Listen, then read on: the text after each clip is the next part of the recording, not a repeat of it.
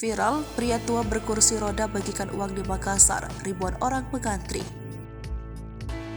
Aksi sedekah ini viral di media sosial. Seorang pria tua membagikan uang kepada ribuan masyarakat dari atas kursi rodanya.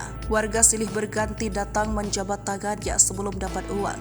Ia juga dikelilingi oleh anggota keluarga dan sejumlah petugas keamanan. Ya, ia adalah salah seorang pengusaha sukses di Papua asal Sulawesi Selatan, Haji Alboruka, membagi-bagikan uang infak hingga ratusan juta kepada warga kurang mampu. Tepatnya di Jalan Mario nomor 30 Veteran Utara, Makassar, Sulawesi Selatan. Masyarakat terlihat antri hingga berdesak-desakan agar bisa mendapatkan uang tersebut yang ia bagikan di depan rumahnya.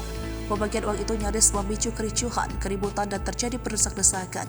Aparat kepolisian dibantu TNI dengan cepat menetralkan keadaan sekitar. Beruntung, tidak ada korban walaupun sebelumnya ada anak kecil terjepit dan ibu-ibu nyaris pingsan terhimpit kerumunan. Diketahui Kapolsek Makassar AKP Andri Aris Abu Bakar mengatakan jumlah penerima infak dan sedekah itu lebih dari 2.000 orang.